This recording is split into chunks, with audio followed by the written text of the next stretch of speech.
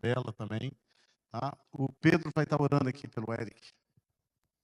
Amém, Senhor. Queremos te pedir, Pai, que o Senhor venha estar tocando no coração do Eric, Pai, para falar as palavras que vêm da tua boca, Senhor, não da boca dele, Senhor. Que o Senhor venha estar nos transformando mesmo, Pai, mudando nossas mentes, Senhor, fazendo a gente entender, Senhor, por causa da tua glória, por causa da tua misericórdia, Senhor. Amém. Não por quem o Eric é, mas sim por quem o Senhor é, Pai. Amém. O Senhor venha estar enchendo ele do teu Espírito Santo de graça, Senhor, para poder falar essa palavra que ele tem separado, que o Senhor tem separado no coração dele para a gente, Senhor. Muito obrigado que ele está aqui, Pai, que ele se fez disponível para estar aqui para poder nos servir, Senhor. Muito obrigado pela vida dele. O Senhor abençoe sempre, Pai, e o resto do retiro, Senhor. Em nome de Jesus, amém. Amém. Boa noite, queridos. Eu nasci nessa igreja, tá? Eu me converti no ano de 2000, fui batizado e vivi uma vida bem jaguara, bem sem vergonha, por 2 anos ainda, dando trabalho ao meu discipulador. Aí, no dezembro de 2002 em diante, eu tive uma experiência com o Espírito Santo do Senhor. No carnaval de 2003, nesse espaço aqui, a gente estava posicionado ali, foi a primeira vez que eu toquei violão aqui no Louvor. O Espírito Santo tomou minha vida, eu fui transformado numa outra pessoa. Sabe o que era insuportável? Eu sou filho de pastor, fui criado na igreja. Sabe o que era insuportável, mano? Eu não conseguia administrar minha sede pelo pecado. E eu não tinha sido enganado pelo diabo. Eu tinha decidido andar nos caminhos que eu andei. Então, eu acreditava no meu íntimo, para mim não tinha perdão. Mas o diabo é um mentiroso, ele vai mentir lá no inferno. Porque naqueles dias eu fui transformado pela glória de Deus. E eu comecei a seguir Jesus. E eu nunca mais fui o mesmo homem. Era um homem violento, promíscuo, que foi transformado pela glória de Deus. Nunca mais eu levantei a minha mão contra ninguém por causa do poder de Deus. O homem promíscuo se tornou um homem fiel, cheio de alegria, por causa do poder de Deus. Por que você está falando isso, Eric? Porque o Senhor me falava enquanto nós adorávamos que algumas pessoas aqui estão convivendo com culpa e vocês acreditam que, embora estejam nesse ambiente legal, para vocês não haja chance. Isso é mentira.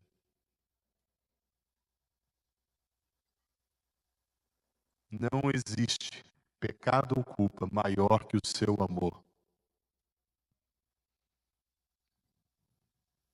Eu quero que você creia nisso, por favor, pelo bem da sua alma.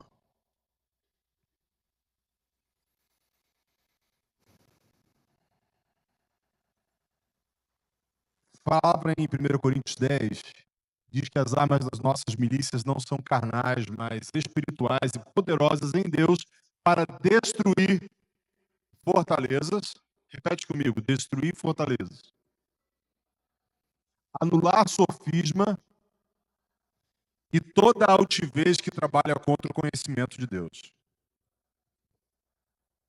Esse conhecimento aí é o mesmo conhecimento que diz assim: Adão entrou na sua tenda e conheceu sua mulher. Não é conhecer de saber que ele existe. É conhecer de experimentar, de ter uma intimidade tão profunda que essa relação gera em mim um fruto dessa relação.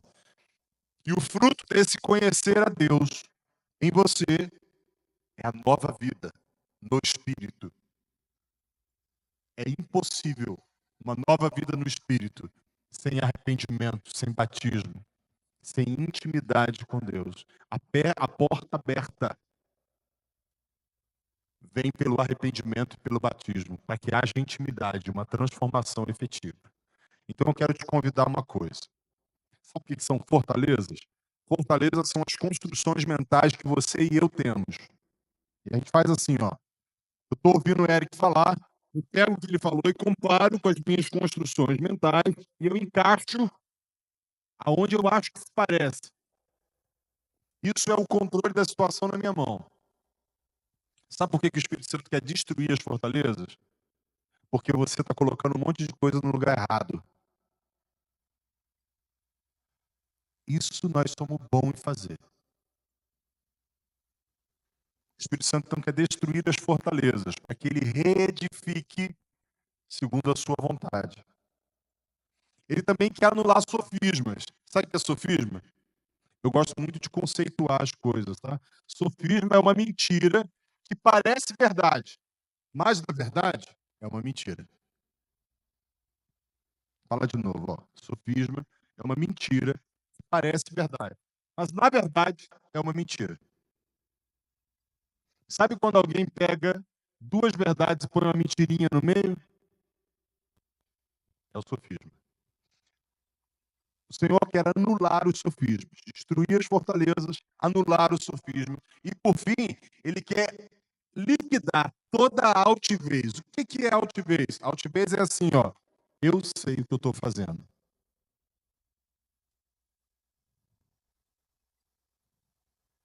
Não vou abrir meu coração, não vou falar, porque eu sei o que é certo. Isso é altivez, amados. Essas três coisas trabalham contra a experimentação efetiva de Deus. Mas aquele que resolve esse problema há 2000 anos está aqui com a gente hoje. E eu quero encorajar você a só falar com ele assim: Senhor, eu não sei nem errar esse negócio, mas eis-me aqui. Faz isso comigo. Amém ou não? Você está disposto a deixar ele moer você?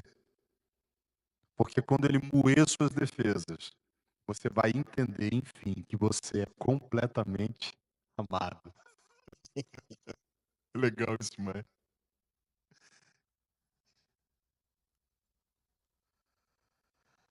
A gente vai falar sobre amizade. E eu preciso entender qual é a importância que Jesus dá a esse assunto, tá? Lucas 16, ele define discipulado assim, ó. Usem as riquezas de origem mundana para fazer amigos que vos recebam nos tabernáculos eternos quando essas riquezas faltarem. Como é que Jesus definiu o discipulado? Fazer amigos.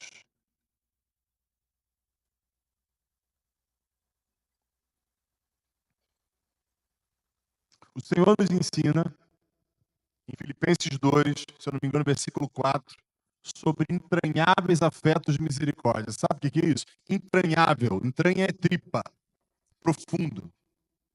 Quando a gente tem uma emoção muito forte, já reparou que dá um revertério nas tripas? Entranhável. Afeto é afeição, é carinho. É o prazer de abraçar. Ontem eu dei um abraço no Pedro ali que eu quase sufoquei ele. Eu não via ele há muito tempo, eu amo aquele piá. Entranhável afeto de misericórdia. Misericórdia é miséria e cardio, uma palavra composta. Então eu pego a miséria, a dor do coração do Pedro está para dentro do meu coração. Eu pego a miséria do Rômulo e digo, é minha miséria, isso é misericórdia. Entranháveis afetos de misericórdia. É assim que a palavra de Deus define a nossa vida comunitária. Entendeu? Igreja, segundo a palavra, são entranháveis afetos de misericórdia. E se a sua experiência, ó, presta atenção nisso, não deixa o diabo te roubar, em nome de Jesus. Se a sua experiência de igreja não se resume em entranháveis afetos de misericórdia, você está vivendo uma mentira, cara. Cruel e roubadora da esperança. Quando Jesus nos chama para a família dele, ele reformata todos os nossos vínculos, inclusive os de parentesco. A minha família passa a ser aqueles que fazem a vontade do meu. Não lembro desse texto? Seguinte, Jesus tinha saído da casa da mãe dele. Jesus era um homem de 30 anos, morava com a mãe ainda. E a lei obrigava ele a fazer isso e ser o arrimo da família até a mãe morrer, tá? Jesus sai da casa da mãe e vai morar em Cafarnaum. Um dia ele está com a casa cheia de discípulos. Chega Maria e os irmãos de Jesus, com aquele jeitinho atrevido da Galiléia, do lado de fora, com a mão na cintura, batendo um pezinho assim, manda chamar Jesus aqui agora. Eu vou resolver esse negócio com ele. Aí Jesus sai, começa a pedir perdão à mãe, lavar o pé, não é? Ele diz assim para os discípulos: manda dizer àquela mulher que minha mãe e meus irmãos são esses que fazem a vontade do meu Pai. Érica, mas Jesus desonrou a mãe dele. Jesus sabe o que é honra? Sim ou não? Vocês têm dúvida disso? Então isso que ele fez é honra.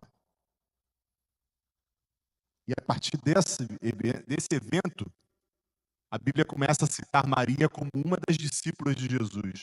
O que será que aconteceu? Você formatou o vínculo, amados. Então, o nascer de novo reformata os nossos vínculos e Deus agora nos insere num ambiente comunitário de família. E essa comunidade não é uma comunidade institucional. Ouve isso, meus amados. Essa comunidade que a gente chama de igreja, ela não tem um tom institucional. Ela é não hierárquica, informal e é intensa. Todos os dias. Repete comigo, todos os dias. Todos os dias estavam de casa em casa, repartindo o pão, perseverando nas orações, na doutrina dos apóstolos. Em cada alma havia temor. E Deus, através dos apóstolos, realizava muitos sinais e prodígios. Deus acrescentava dia após dia os que haviam de ser salvos. Sabe o que havia? Uma vida em família. Sabe o que é comunhão? Não vão ter um tempo de comunhão. Comprar umas pizzas e ter um tempo de comunhão. Não, isso não é comunhão. Não é que é errado, não, tá, querido? Você pode comprar pizza e me convida, inclusive. Mas não existe tempo de comunhão. Porque a palavra comunhão quer dizer uma vida em comum. Pensa comigo. O que é uma vida em comum? Parou para pensar? Vida em comum.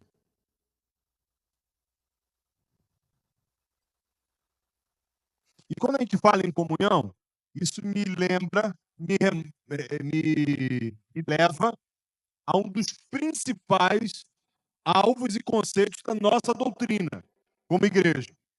O propósito eterno de Deus. Quantos já ouviram falar do propósito eterno de Deus? Quem poderia me repetir o propósito eterno de Deus, por favor? Vamos fazer em coro. Ter uma família. Ah, não, vocês estão com sono? Vamos lá. Ter uma família para a glória de Deus Pai. Isso é importante, esse glória de Deus Pai, tá? Sabe por quê, amados? Só é família se há um pai. Você viu o quanto Deus nos falou hoje, durante o tempo de música, sobre paternidade? Vocês perceberam isso? Sobre perdão, sobre estar acessível a Ele. Sabe por quê? Quando você chama Ele de pai, e eu também, sabe o que isso nos torna? Família. Só que o que nos atrapalha é que o conceito que nós temos de família é um conceito meio turbulento. Alguns experimentaram um ambiente de exasperação, de palavras duras, de críticas, de confrontação exacerbada, de gritaria, violência, de agressividade. Alguns irmãos cresceram com um espírito de competição, com abusos acontecendo dentro do mesmo teto. Só que não é desse tipo de família que a palavra de Deus está falando. Ele está falando de um tipo de família onde um dá a vida pelo outro. Sabe por quê, amados? Não existe um amor maior do que alguém que dê a sua vida pelo seu amigo. É esse o modelo de família que faz parte do propósito eterno de Deus. E ó, toda doutrina, ela precisa ser prática. Se a doutrina não pode ser praticada, não é a sã doutrina. A sã doutrina, ela precisa ser prática. E a grande pergunta é: como é que se pratica o propósito eterno de Deus? Como é que você pratica? Ter uma família de muitos filhos semelhantes a Jesus. Olha, vamos fazer um monte de filho, velho. Família de pelo menos 5 crianças.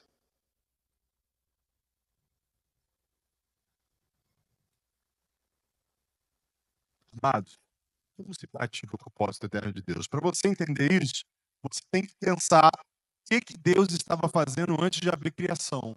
Lembra da criação? Primeira coisa que Deus criou, o tempo. No princípio. O Cronos foi criado aí. Porque até então não existia Cronos. Era só a eternidade. E a eternidade, queridos, não tem futuro, não tem presente, não tem passado. Tudo é uma coisa só. Tudo está acontecendo ao mesmo tempo. Agora, a eternidade toda está acontecendo. Mas antes de haver a criação do Cronos, do tempo, desse tempo cronológico nosso, o que Deus estava fazendo? Não, Deus estava parado lá no infinito, devia estar sem Netflix, sem internet, meio entediado. Aí falou assim: você quer saber? Eu vou criar aquele povo lá que eles vão arrumar confusão, tanta confusão na minha vida, que eu vou me distrair. Será que foi isso? Ó, o que eu vou falar agora não é doutrina, não, tá?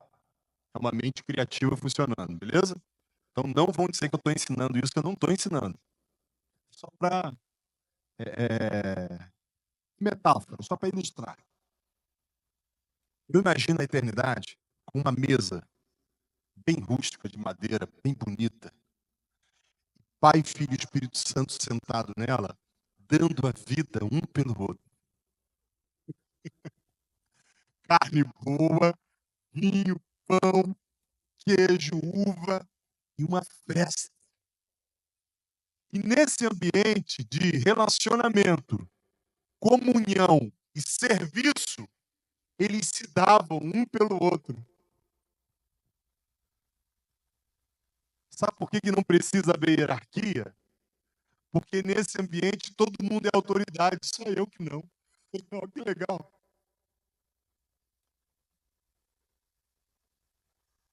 Eu não preciso de uma instituição, porque nesse ambiente a vida é orgânica.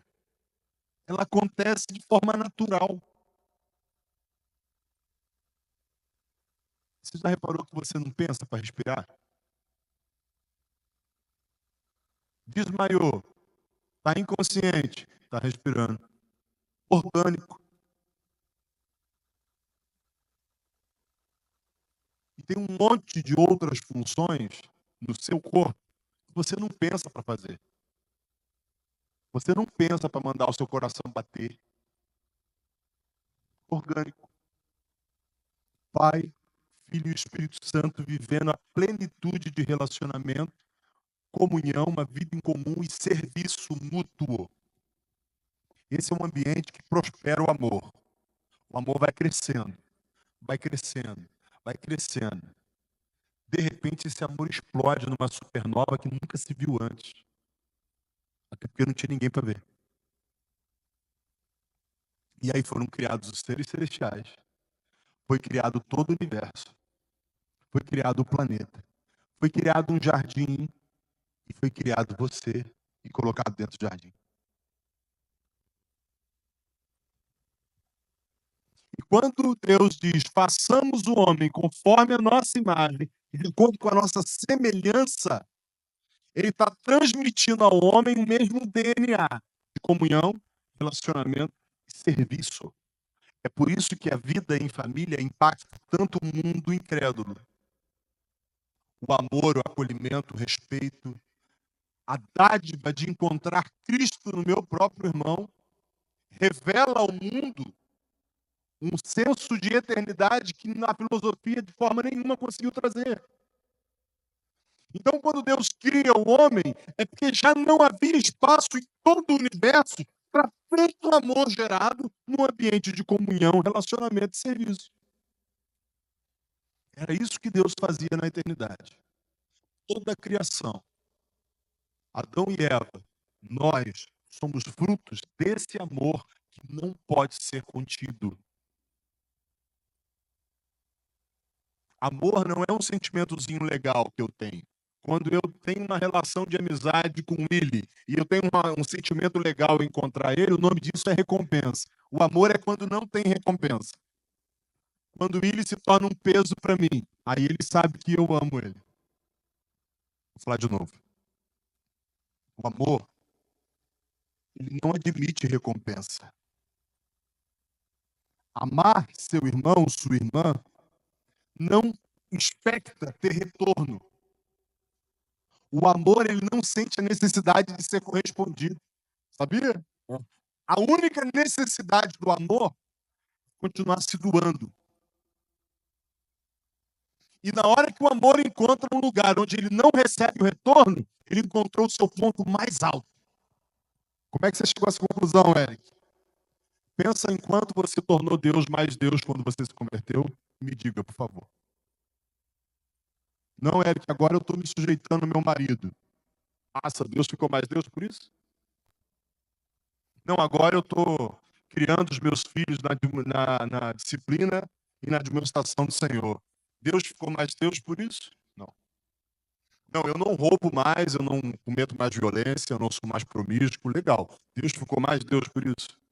Ele melhorou em quê? Em nada. O amor. A única expectativa do amor é continuar te amando. Cara, você precisa entender isso. Porque senão você vai ficar vivendo uma vida tentando prestar serviço para Deus. Em Atos 17 diz que ele não habita em templos feitos por mãos humanas. E não recebe serviço algum de mãos humanas. Vou falar de novo, tá? Atos 17 diz que Deus não habita em templos feitos por mãos humanas e nem recebe serviço algum. Então, pretender alcançar qualquer coisa pelo trabalho que eu presto é, no mínimo, loucura. Você vai entender o propósito eterno de Deus se você entender quem Ele é e o que Ele já fazia na eternidade. O propósito eterno de Deus, então, se estende sobre nós com a possibilidade de nós agora vivermos comunitariamente com base em comunhão, relacionamento e serviço, porque é só nesse ambiente que o amor prospera. João 17, 24, Jesus diz assim para o Pai, ele está orando, ele fala, tu me amaste antes da fundação do mundo. Efésios 1, 4 e 5, em amor, ele nos predestinou para si, para a adoção de filhos.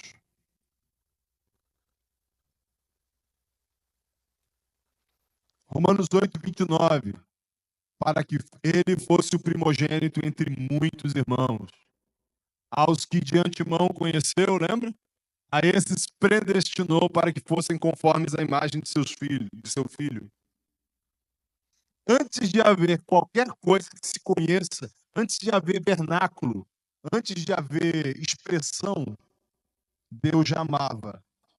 Ele amava o Filho, ele amava o Espírito, esse amor habitava nele, ele era o próprio amor, e esse amor retroagia, e esse amor explode, cria tudo, faz a matéria se compor, e nos cria, e nos enche do mesmo amor. A essência que você foi formada, que você foi formado, é amor.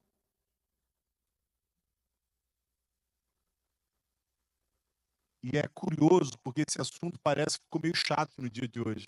Talvez seja por isso que hajam tantas relações doentes.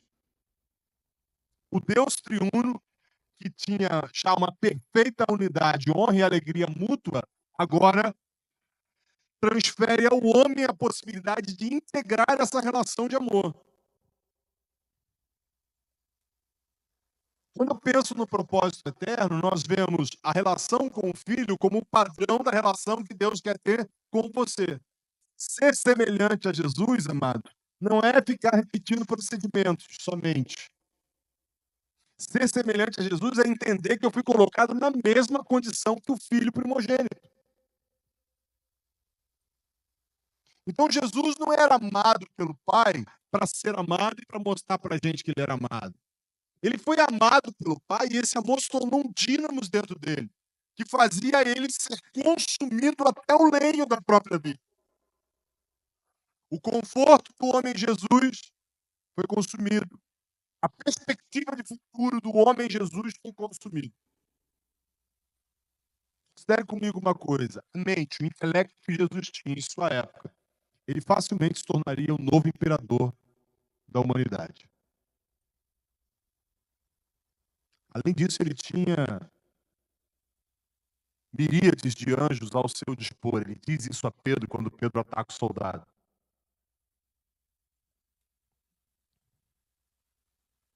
Faz sentido isso? Mas o evangelho precisou devastar aquele homem para que nós hoje fôssemos alcançados. Isso é amor. Então, eu digo, no encontro, estou emocionado ali com o cântico de comunhão, eu viro para Amanda e falo assim: Amanda, eu amo você. Você acha que Deus fica lá assim, que bonitinho, oh. Não. Deus pensa assim, o Eric está dizendo que ele está disposto a perder o que ele tem de mais precioso para que a Amanda possa ir bem, ainda que ele não vá. De onde você tirou esse conceito, Eric? João 3,16. Essa é a definição do que é amor. Quando Deus amou o mundo, ele amou de tal maneira que ele perdeu a si mesmo. Perdeu o próprio filho. Para que todo aquele que cresce no filho não perecesse, mas tivesse vida eterna.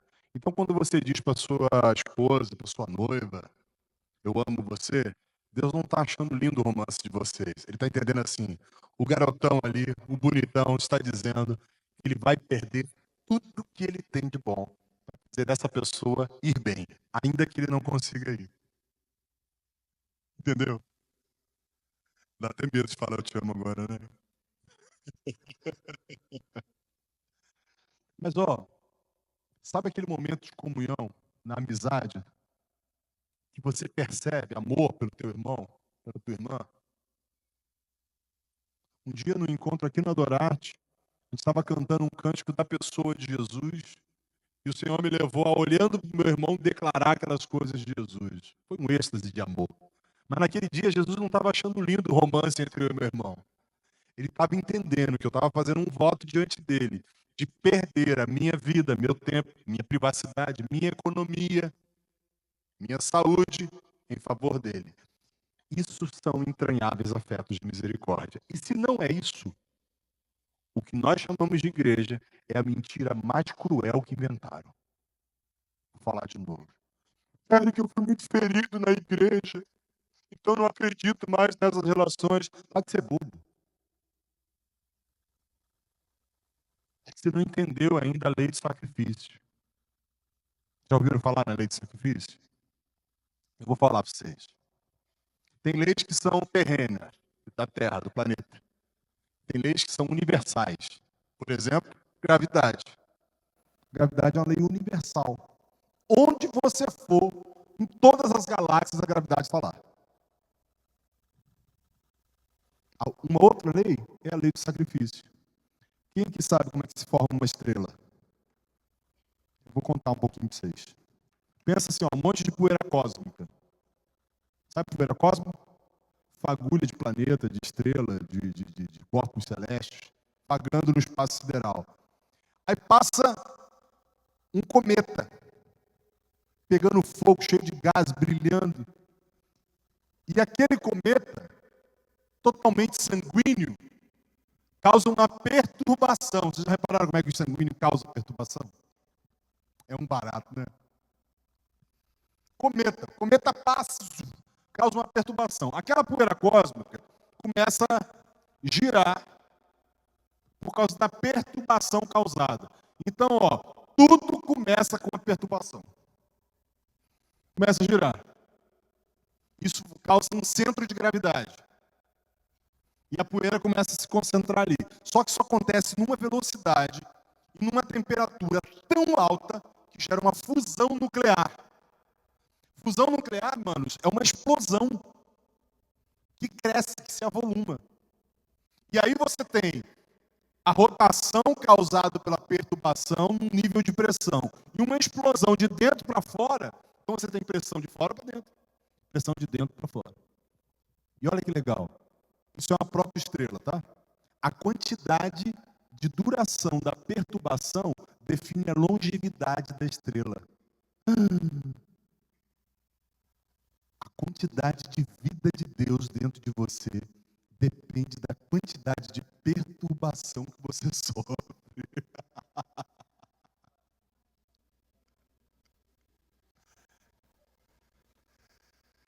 Lei do sacrifício. Sabe o que aduba uma planta nova? Sabe o que aduba uma planta nova?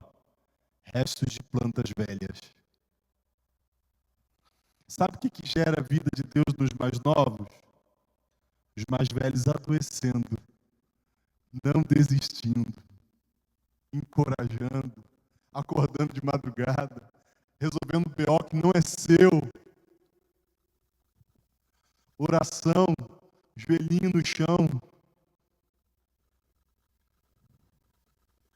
Sabe o que acontece na gravidez? O corpo da mulher vai perdendo vitalidade. Sabe o que acontece quando o homem está no lugar dele, de supridor, protetor, de pastor da sua casa? Ele vai perdendo saúde e vitalidade, porque isso consome ele. Davi disse uma vez assim: o zelo pela tua casa me consome. Isso tudo é lei do sacrifício, amados. E o problema é que nós entramos para as relações na igreja sem compreender essa lei. Então, quando eu chego numa comunidade, eu penso assim: rapaz, esse povo é tão top de linha que aqui eu não vou sofrer, aqui ninguém vai me desprezar, aqui ninguém vai arrumar problema comigo. E aí eu encontro em alguns lugares uma cultura de desonra. É que você está falando da igreja? Sim, das nossas comunidades. Quer um exemplo de cultura de desonra?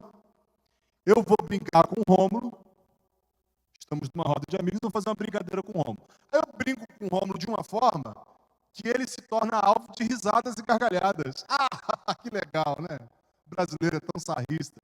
Não, queridos, o nome disso é desonra. Chocarrice. Por que eu não brinco de uma forma a honrar ele? Eu posso ser tão engraçado quanto, até mais. Porque a brincadeira que só é divertido para mim não é brincadeira. É maldade.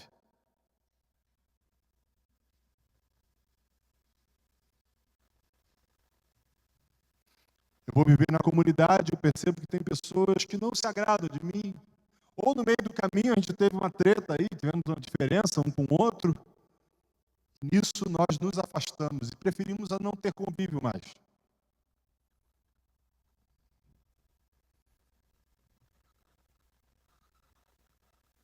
Alguém me decepcionou, não atendeu as minhas expectativas, isso causou dor, eu me senti rejeitado, me senti exposto, maculado.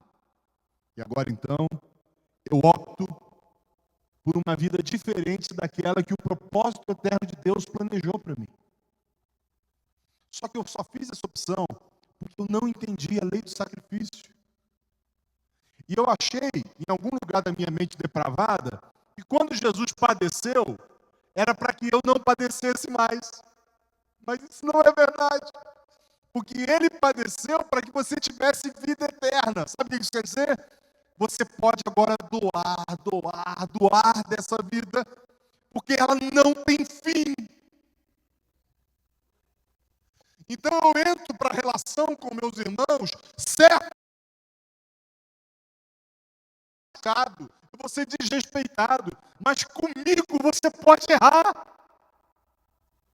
Eu sou seu irmão. Se você errar com o ímpio, ele vai meter um tiro na sua cara. Eu não. É comigo. Eu não estou com essa bola toda, então eu vou ficar meio embocado com você uns 2 dias. Mas eu vou lá pedir perdão, lavar seu pé, vou arrumar um jeito de restaurar esse ambiente da mesa, carne, pão, vinho, comunhão. E se o mal que você me causou serviu para tornar você melhor, é motivo de alegria para mim. Comunhão. Sabe por que casamentos acabam? Nem sempre há separação, tá? Mas acabou o casamento porque não se entendeu a lei do sacrifício. Sabe por que a fé esfria dentro dos corações? Porque não se entendeu a lei do sacrifício. Sabe por que transformou-se o discipulado numa relação institucional? Porque não se entendeu a lei do sacrifício. Sabe por que alguns vão ouvir do Senhor: apartai-vos de mim, porque eu não vos conheço, obreiros da iniquidade? Porque não se entendeu a lei do sacrifício. Quando você foi salvo por Jesus, você não foi salvo para ficar bonitinho, limpinho, desfilando de ovelha limpinha no aprisco. Aliás, o Salmo 23 não fala de suprimento de ovelha. Sabia disso? O Salmo 23 fala de um sujeito ou de uma sujeita que começa no pasto, preocupado com grama verde, com água tranquila. Mas ele enfrenta um vale da sombra da morte, ele experimenta em si mesmo a lei do sacrifício, o desafio de dar-se por outros. E ele termina numa mesa, fazendo as pazes com o seu inimigo. Preparas-me uma mesa perante mim nas presenças dos meus inimigos. Eu achava antes que essa mesa era para mostrar para os meus inimigos como é que eu tinha autoridade, mas não é verdade. Sabe por que você põe uma mesa entre um homem e o inimigo dele? Para que acabe a inimizade. Então o Salmo 23 conta a história de um ruminante no pasto que só se preocupava em ser suprido, que enfrenta o vale da sombra da morte. E nesse vale da sombra da morte, ele não é paparicado, ele encontra consolo no cajado e na vara. E ele termina sentado na mesa fazendo as pazes com o inimigo, mas ele também termina com óleo sobre a cabeça dele. E sabe o que é unção? É capacitação para você ser muito além do que você é.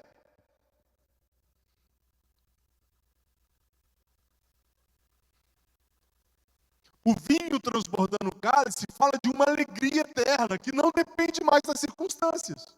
Então, olha só. A vida cristã que você almeja está ao alcance da sua mão.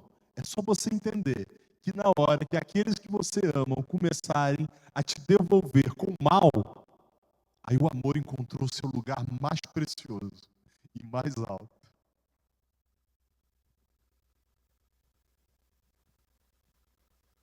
Sabe por quê, amados? Quando o inocente paga pelo pecador, existe um rompimento de um poder maligno no universo. E deixa eu falar uma coisa com você. A nossa oração comunitária não tem tanto poder quanto alguém que sofre uma injustiça em favor de alguém que merecia sofrer. Foi só por isso que a vida eterna chegou até mim e você. E a forma como Deus quer que você leve a vida eterna aos outros é mantendo esse tipo de relacionamento e vida.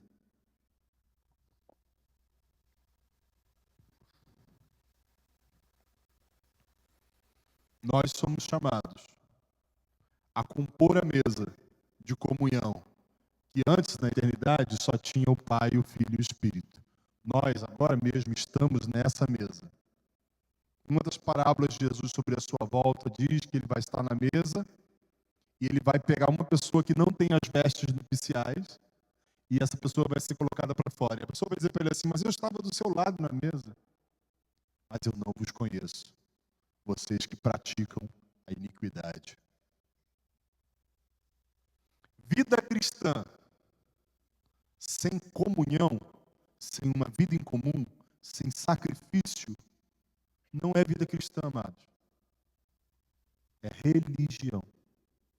E não se engane, nós também temos a nossa religião. Vou falar de novo. Não se engane, nós também temos a nossa religião. O céu, a eternidade, ela é uma mesa e não um trono individual. Sabe como é que isso reflete em você? Deus te separou e te escolheu para ser abrigo para o teu irmão, para a tua irmã. não para ser um tribunal. Vou falar de novo. Deus chamou você, ungiu a sua cabeça e te deu vinho para você se tornar um abrigo para o seu irmão e para a sua irmã. Nunca um tribunal.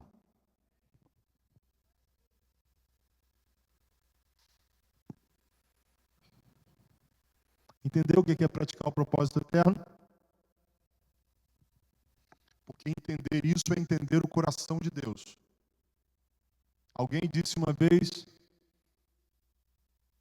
que a vantagem dos profetas é que eles estão ocupados com o coração de Deus. Então deixa eu te falar, a preocupação do coração de Deus é que você sente na mesa com Ele e com seus irmãos.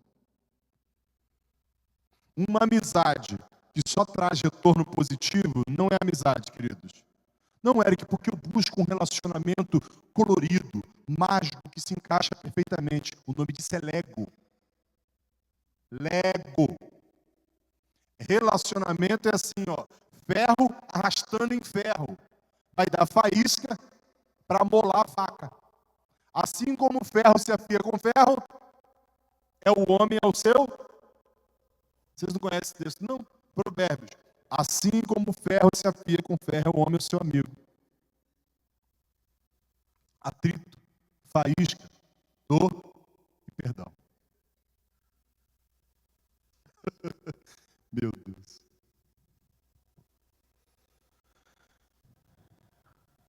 Com quem que você está vivendo o propósito eterno de Deus? Tem cobrança?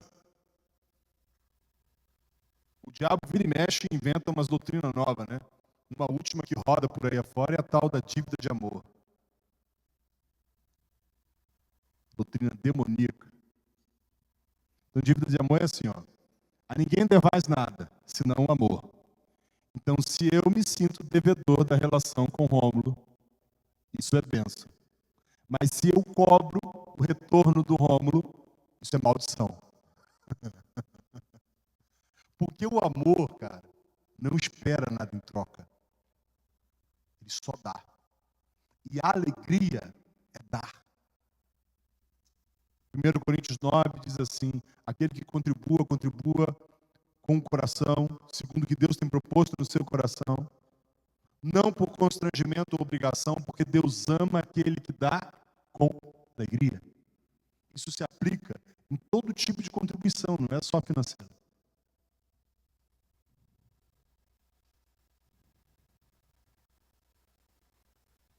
Com quem você hoje está, de fato, vivendo o propósito eterno de Deus?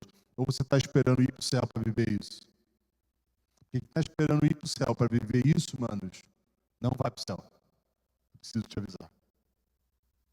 Sabe por quê? Você sabe qual é o conceito de eternidade? Eternidade não é que você nunca mais vai morrer, não. Eternidade é sempre existiu, está em existência e vai sempre existir. Quando Deus tira você dessa vida e te dá vida eterna, Ele te colocou na realidade dele. Então é impossível ter vida eterna e não ter esse nível de comunhão.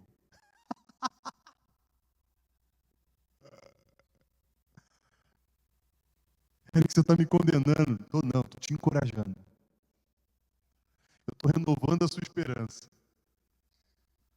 Porque aquilo que é impossível para os homens, é possível para Deus. Ele faz. Eu vou ser sincero com vocês. Eu tenho um grau de autismo. Eu não sei nem errar esse nível de comunhão. Eu estou falando para vocês. Mas eu não confio no meu procedimento. Ele me disse que é para fazer, ele vai me capacitar para fazer.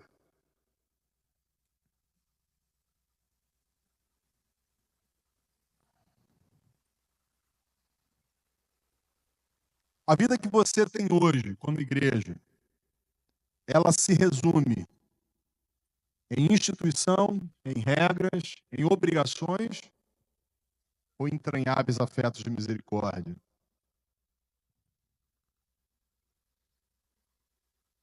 O que está te impedindo de viver a plenitude da vida eterna? Ó, não se trata apenas de servir o outro. se trata de ver no outro a sua família. Uma vez um amado me perguntou assim: "Cara, me ajuda a metabolizar um raciocínio que me ajude a ser mais fácil de perdoar". Pô, é muito simples. Quando eu preciso perdoar alguém, é porque eu vejo algo reprovável nessa pessoa, correto? Percebe o quanto você é igual a ele? Porque quando você olha nos olhos do seu inimigo e você vê a si mesmo, aí você encontra misericórdia. Quantos aqui vão apanhar morrendo de rir? Quem já apanhou aqui? Nossa, pouca gente apanhou aqui. Não, fala a verdade, quantos apanharam aqui? Quantos morreram de rir? Queridos, ninguém vai apanhar morrendo de rir. No mínimo, as bochechas ficam vermelhas ou arregaladas. No mínimo. Mas quando você pretende ter misericórdia de você, que ainda que se tenha errado, você gostaria de ver a manifestação dessa misericórdia. O perdão é quando eu percebo no meu agressor, no meu algoz, a mesma maldade que há em mim. E ó, eu, Eric, eu sei do que eu fui perdoado. Você já se esqueceu do que você foi perdoado?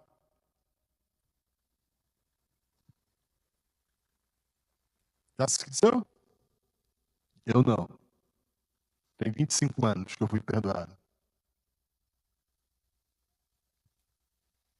E quando eu lembro do que eu fui perdoado, como é que eu posso reter perdão de quem quer que seja?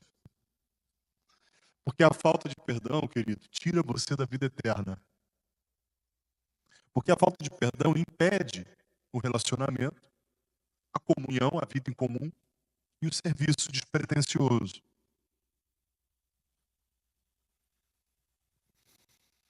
Abre sua Bíblia em Efésios 1.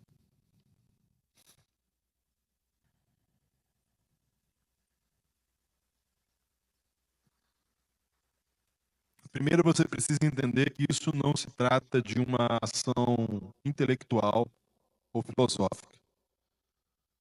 Esse amor nós dependemos totalmente do poder de Deus. Só que o poder de Deus ele tem uma coisa curiosa. Você só encontra se você busca com todo o seu coração, com toda a sua alma, com toda a sua força, com todo o seu entendimento.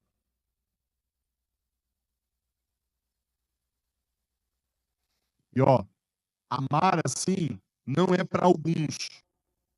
Não, o Deide, o Rômulo, o Willi, o Azete, eles são uns caras separados, então eles precisam amar desse jeito. Qualquer um que não ame dessa forma não está construindo uma vida eterna. Porque a vida eterna é essa, que conheçam a ti como o único verdadeiro Deus e a mim, a quem tu enviaste. Sabe quem disse isso, amados? O próprio amor. Não tem como ter vida eterna e não amar como ele amou.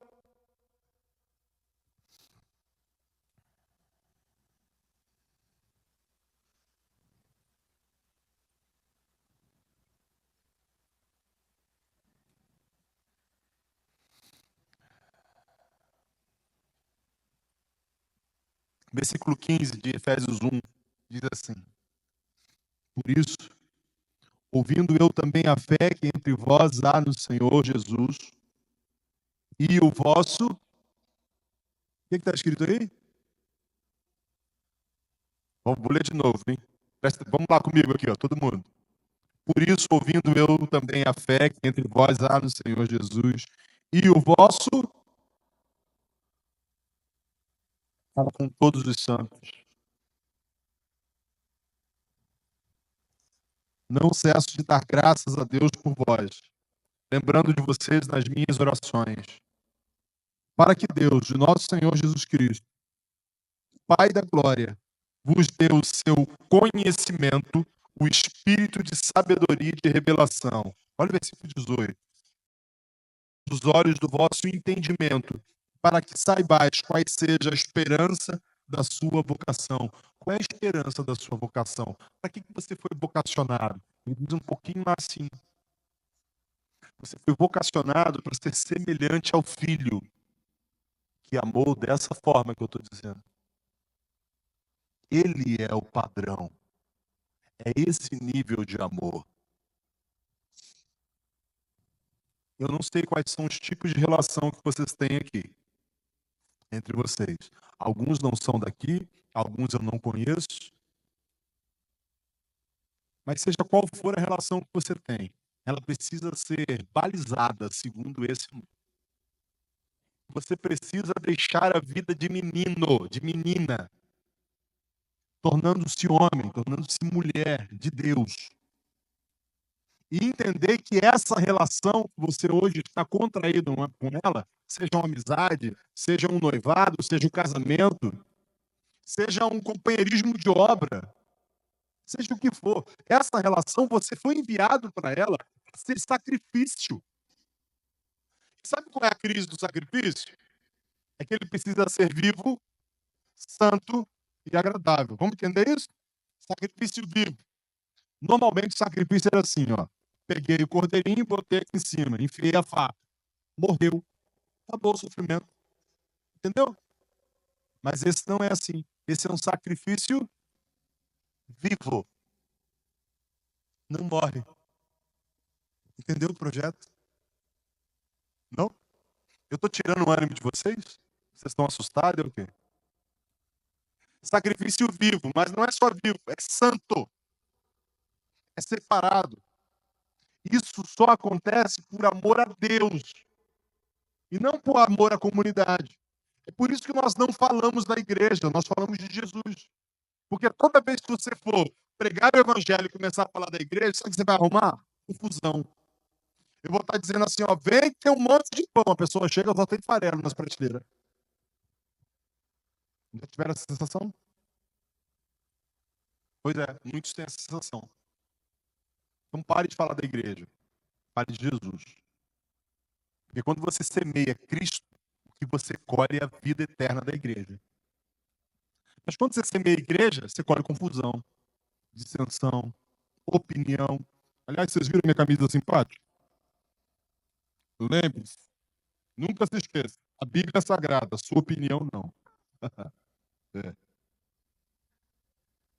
Toda vez que você vai pregar para os outros, começa a falar que a igreja é maravilhosa, que a comunhão é assim, assada, a pessoa vem ver. E aí o que ela descobre? Que é um monte de gente doente amontoada. Que decepção.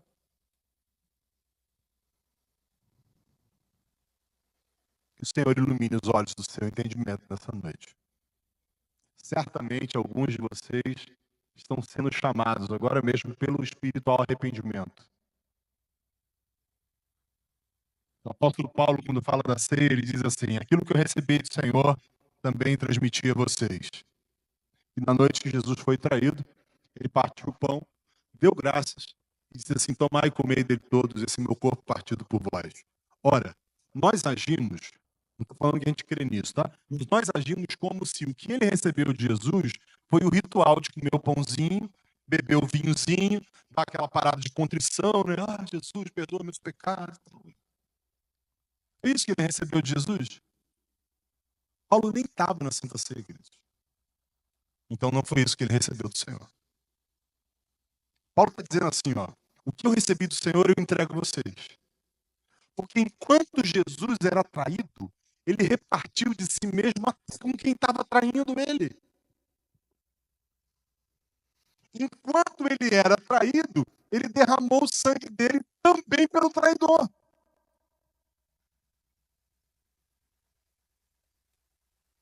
Comer e beber sem discernir o corpo é não entender isso.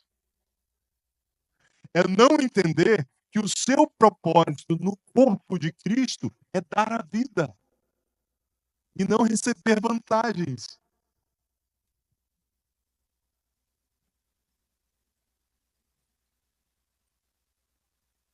Comer e beber, condenação para si mesmo, mais do que qualquer falha, ou problema, ou desvio de caráter, ou escorregão da semana, é quando eu como e bebo com um espírito de dissensão contra o meu irmão. Sabe o que é dissensão? Dissensão não é a divisão, tá?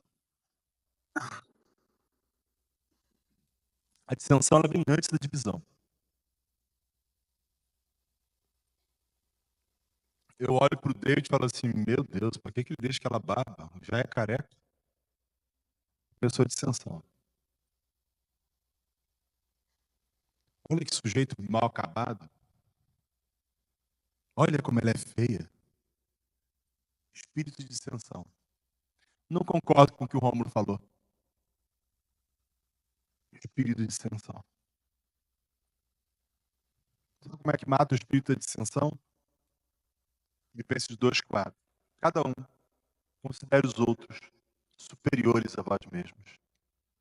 E olha, queridão, não interessa. Não interessa se você é um membro, um discipulador, líder de grupo, presbítero ou papa. Não considerar todos os irmãos superiores a você é pecado. É o espírito dos nicolaítas que Jesus odeia. Não há como viver uma vida em comunhão sem a humildade de considerar-se menor.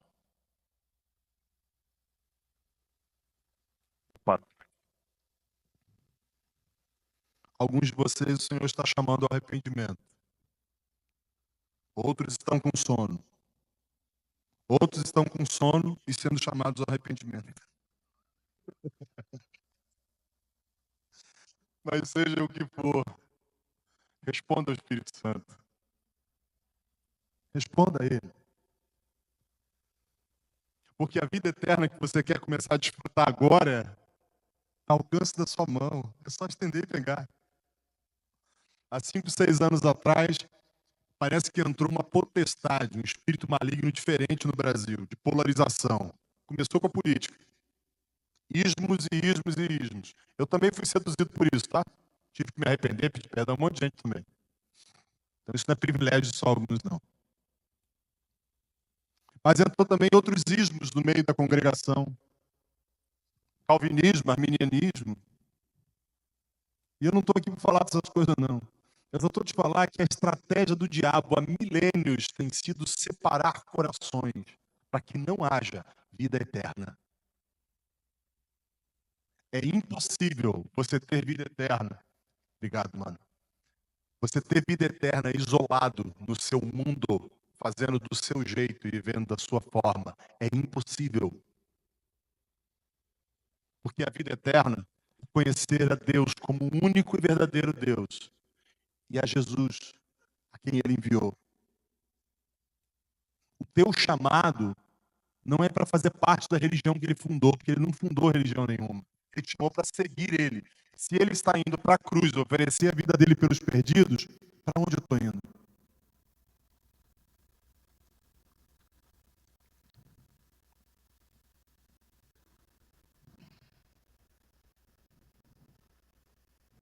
Ó, a Bíblia não diz que a edificação vem do microfone.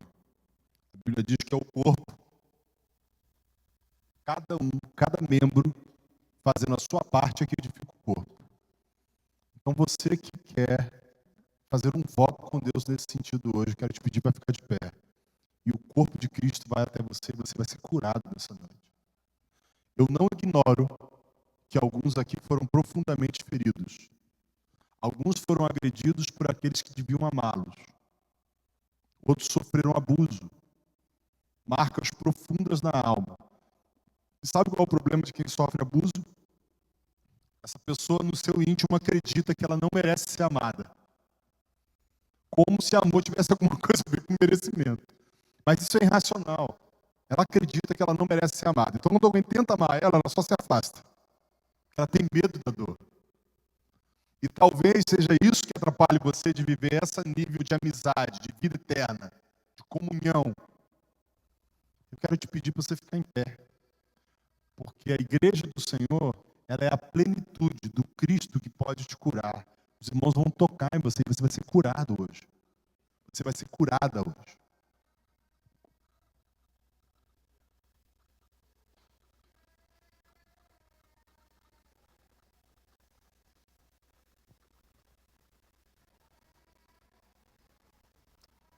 Pode ficar em pé se você quiser.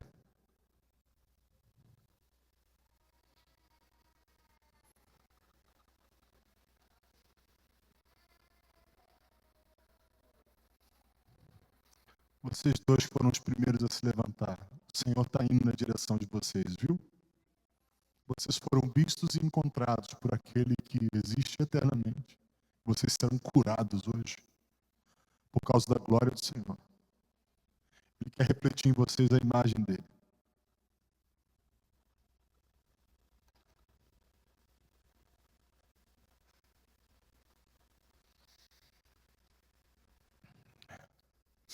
Não tem vergonha, não. Ninguém vai rir de você se você ficar em pé, não, tá? Pode ficar.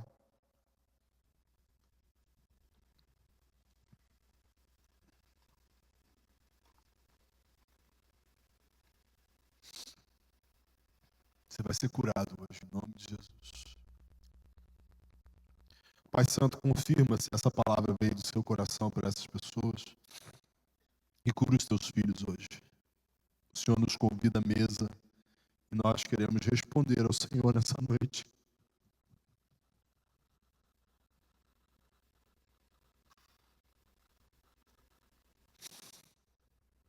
Obrigado porque o Senhor não olha para a nossa falta de condições, Pai. Obrigado porque o Senhor nos chama à tua mesa de comunhão. Mesmo quando nós não temos nada a te oferecer, Senhor. Por isso que o seu Espírito sopre agora sobre a sua casa e comece a curar as pessoas, Pai, em nome de Jesus. Você que está aí, ora com intrepidez. Começa a levantar a sua voz, clamar a cura. Move, Senhor, segundo o teu coração. Nós não conseguimos compreender a totalidade do que tu queres fazer, Senhor. Mas nós nos rendemos a ti, em nome de Jesus.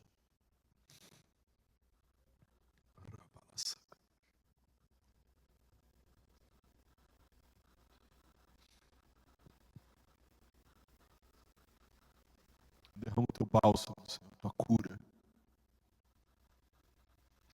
Enquanto o Senhor cura essas pessoas, distribui dons a elas também. Levanta eles, Senhor, como baluartes, como tochas acesas no meio da tua casa. Em nome de Jesus, Pai.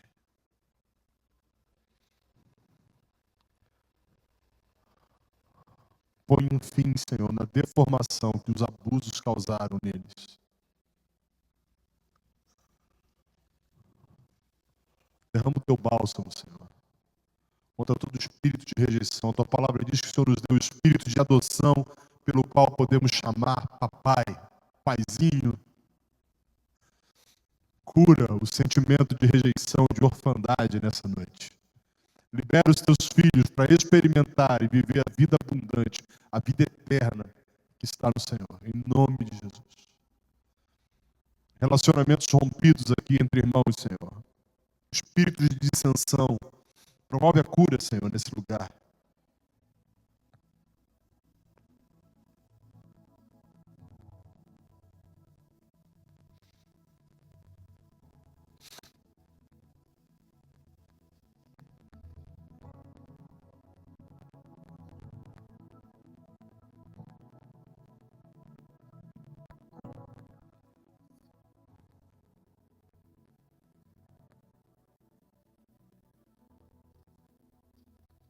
Posso te pedir outro?